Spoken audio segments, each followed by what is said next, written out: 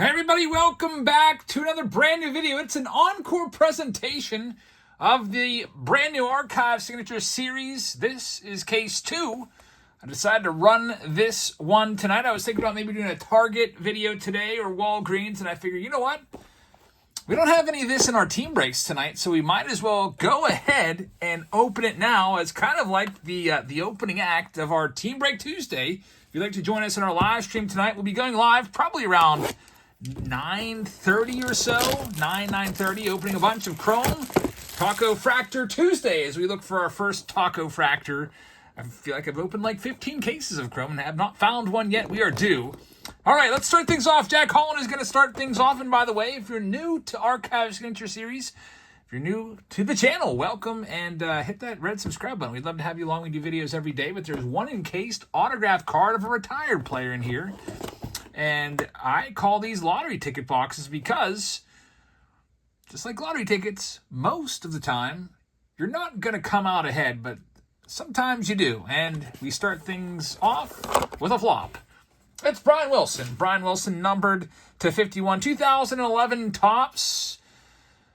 Man, too bad that's not Trout. Of course, Trout's not retired, but Trout is back. Mike Trout is been activated by the Angels today. They're going to try to save their season.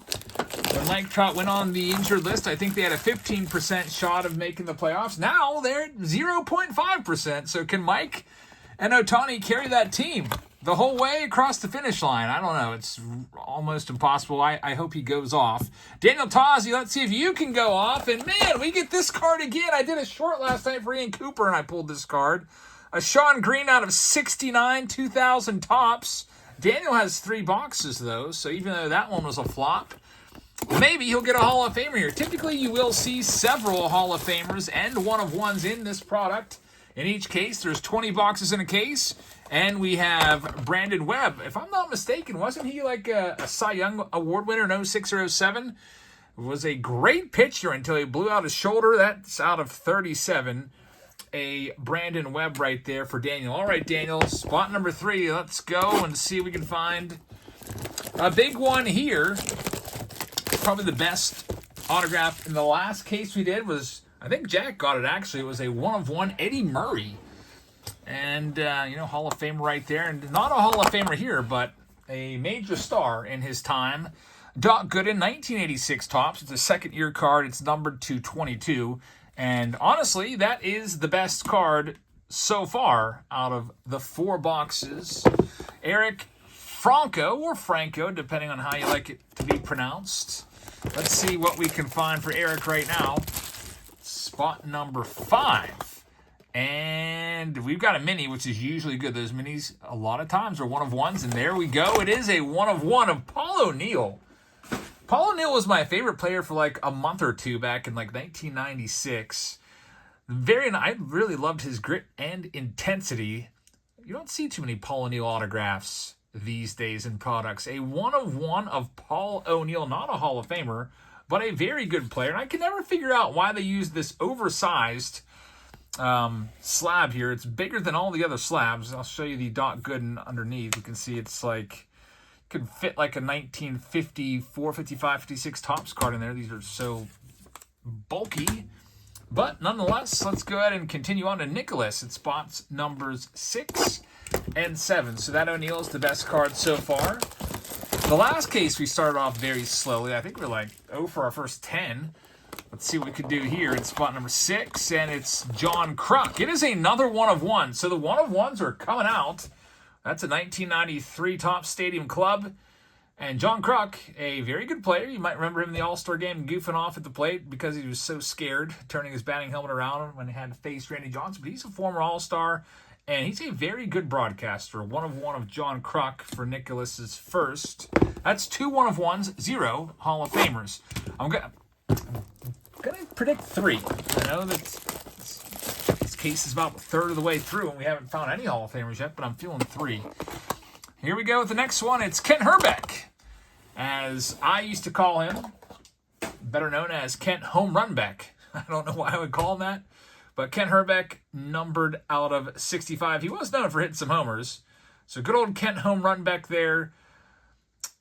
out of 65, 1987 Topps. Unfortunately, not a lot of value to Kent Herbeck autos. And now you kind of can see the parallel between lottery tickets and this product. Now, some of you will say, well, at least with these, you walk away with something. Lottery tickets, if you don't hit, you throw the piece of paper in the trash. It's worthless. But with these, at least you get cards worth maybe $5, $10, $15, depending on who it is, if you don't hit one of the big Hall of Fame autos. I'd love to find an Albert Pujols auto who's on the front of the box. And here, we have a Hall of Famer. Here we go. It's Goose Gossage. So Dylan hits the first Hall of Famer. It's numbered to 40. It's a 1983 Topps. I can already hear some of you saying, why didn't they choose a more better centered 83 Topps of Goose? That's just the way it goes. Out of 40, Dylan Foley, you would think that they would be able to get their hands on some well-centered cards. But what they do, basically, is they buy these cards back, and then they put a little stamp on them. They get the players to sign it, and then they slab them up. Here's Dylan's second box. He's got Tommy John, 1986. Some people think Tommy John should probably be in the Hall of Fame for his trailblazing, in the medical field. And how many pitchers' careers have been saved because of Tommy John taking the risk and being the first one to have the surgery that bears his name. 43 out of 60, Tommy John, in box number 9. All right, here's Mizzy at spot number 10. Let's see what we can do for Mizzy here. He's got 2 of these boxes, 10 and 11, and he has an out of 40. Man, that's a rough one there. Coco Crisp, Alan Ginter 07. I don't even know why they choose to still put him in there. I'm sure there's fans out there that liked Coco Crisp, but I don't know if there's any Coco Crisp collectors still around that are actively searching for his cards. I don't know about that. I feel like there's better players they could put in the tech list than Coco. No offense, Coco Crisp. It just seems like he's in there every year. Maybe that's why I'm complaining a little bit. Here's spot number 11, and it is a Hall of Famer. There's our first Hall of Famer. It is a 2011 Topps Update Scott Rowland, numbered 41 out of 54. So Mizzy comes through with the on-card Scott Rowland autograph. Actually, 2 Hall of Famers now, Goose Gossage and Scott Rowland. So we're up to 2. I said 3. We might get 4. Scott Rowland, 2011 Topps for Mizzy. So Mizzy, congratulations on that one. And John Borsick is going to be coming up next. And he has spot number 12. Good luck. I almost called you Scott after the Scott Rowland pull. Good luck, John. Spot number 12. What do we got? Tim Hudson. So Huddy right there was very, mindful of where he was signing the card. Wanted you to be able to see his signature, which I can appreciate that. It's numbered to 60. Tim Hudson had a great career, but not a Hall of Famer. For John, it's spot number 12. Jackie Roach is up next at spot number 13. Let's see what we can find here for Jackie. If you'd like to grab some of these for yourself, these boxes are typically around $70 to $75. I think Topps still has them for $69.99, which after they charge you the shipping and tax, it's going to be about $80 for a box of these. It is an $80 lottery ticket if you're buying them from Topps or anywhere. And Jackie has Jim Abbott, 1996 Topps. It is, hey, at least you got a pretty cool number on it, 99 of 99. You got the last one of the stack that they gave Jim to sign. And Jim Abbott, of course, if you don't know the story behind him, a very successful Major League pitcher despite not having a right hand. So if you're new to baseball, look up Jim Abbott highlights. You will be absolutely amazed. He would flip that glove off after delivering the pitch onto his pitching hand and be able to field with it. Amazing stuff. A very, very just fantastic and uplifting story. Joel's up next at 14 and 15. Actually, Jim Abbott threw a no-hitter in the big leagues, which is even more amazing. We got a Hall of Famer here. It's going to be Jim Palmer. So our third Hall of Famer, Jim Palmer. This one is numbered 44, 45. It's a 2011 Topps Lineage card right there. So Jim Palmer for Joel. So Joel, congratulations on Hall of Famer number 3. You may have wouldn't that be something if you get 2 Hall of Famers? Let's see if we can do it again. Joel Thorson. I feel like there's a lot of Jim Palmer autos in this product. I've said that before. Most cases seem to have a Palmer. And we've got T. Kent DeColvey, 1986 Topps. Former Pirates closer right there, 88 of 99. Kent DeColvey is your second hit right there. Joseph Scott's coming up next at spot number 16. There are 20 boxes in a case, and there are 4 left after this one. Thank you once again for joining us tonight, everybody. I hope you're all having a great evening. As we take a look at this, man, for just a second, I, for some reason, thought that was a Frank Thomas rookie card, 1990 Bowman auto. It is actually Devon White, numbered out of 23. So Devon White right there, 15 and 23 for Joseph Scott. Some, very solid players back in the day, but not a ton of value to his autos either. Nicholas L. is coming up next. He is at spot number 17. Good luck, Nicholas. Let's see what we can do for you. And we have Bucky freaking Dent. Bucky Dent right there, numbered to 68. So Bucky Dent has some obvious lore back in the day between the Red Sox and Yankees rivalry. Bucky Dent, numbered to 68 for Nicholas. Coming up next, number 18 is for Jason Snyder.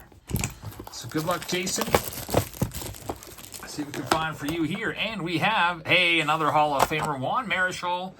It's the Topps American Pie, and it is numbered to 22. So Juan Marichal right there. And that is 4 Hall of Famers. He does sign a lot for being as old as he is. You can tell his signature is a little bit shaky, but he takes his time and really puts a lot of care and probably pride in those autographs, which is so much, just really great to see. You wish that players nowadays would take a little more time and pride in their penmanship. But hey, nice one right there for Jason Snyder. Congratulations on the Hall of Famer. Radley Walker's up next. Big old asterisk right there. I didn't receive Radley's payment yet. I got his request. I sent him an invoice, but I didn't get the payment yet. I didn't want to wait any longer because Team Break Tuesday is right around the corner, and I wanted to get this one filmed. So spots 19 and 20, I'm awaiting invoices. So, Radley, let's see what we have for you. I'll hold your card until your payment comes through. And it is going to be, it's a good one, Jose Canseco, 1991 Topps. Major star of this era, 40-40 man. 85 out of 96, of course, also pretty much responsible for cleaning up the game, getting the ball rolling, writing the book Juiced, and getting Bud Selig to, get off the couch and outlaw steroids. He once stated, Canseco did, that he thought 75% of all players in his era were using performance-enhancing drugs. But man, could he ever mash. And here we go, spot number 20. Also, Robert, we're waiting on that payment as well. So I saw it still waiting in the pending section, waiting to be paid section of PayPal. So I figured I'll put him in here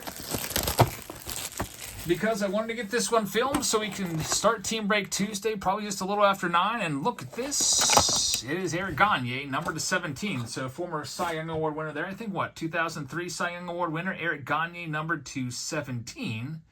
Topps Heritage, back when he was with the Brew Crew. We'll wrap this one up. So there you have it, folks. Thank you very much for watching this one. And I'd like to remind you, we have a live stream tonight coming up very soon. I'm going to go ahead and tie up a couple loose ends.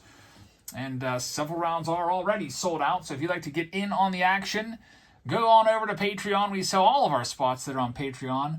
And I would love to have you aboard there as well. So thanks for watching. I hope you guys have a fantastic rest of your Tuesday. And I'll see you in the live stream in a little bit. Good night, everybody.